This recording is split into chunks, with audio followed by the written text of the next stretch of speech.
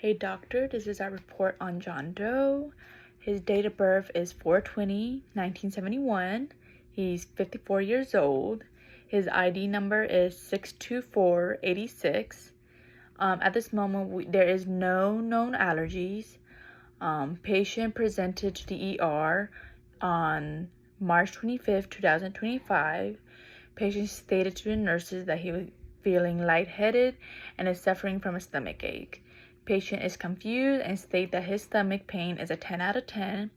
15 minutes later, the patient had a syncope episode in his bed in the ER. Patient revealed that he has a history of hypertension, but does not take any medication for it. His temperature is 98.1 with a pulse of 130, pretty high.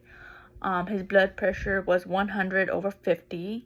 He is 5'10" and he weighs 260 pounds. He presented weak pulse, lightheaded, lethargic due to the pain. His heart sound had really weak palpitations, and he presented with bradycardia. His lungs were clear, abdominal tender, and had a pulse. Muscles were tense. What I could observe is an abdominal pain, acute. I did order abdominal ultrasounds, and everything was average until I examined that the aorta was 5.9 centimeters. There's a mass that appears to be epiaortic and causing disruptions. With the preoperative diagnosis was aortic aneurysm. Patient is placed in a supine position on the operating table. The anesthesiologist sedated the patient so the operation could start. The surgical site was clean with an antiseptic solution. There was an incision down the medial of his abdomen from inferior to the breastbone to the navel. A clamp was placed on the aorta superior and inferior to the site of the aneurysm, which temporarily stopped the flow of the blood.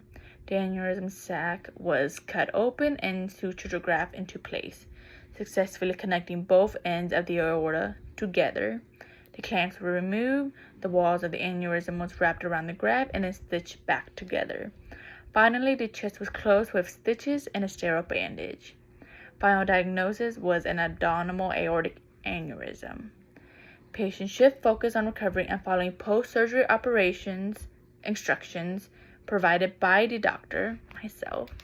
Patient should start exercising and eating a more balanced and healthy diet and not stress his heart too much and relax. Right now, he is in the ICU.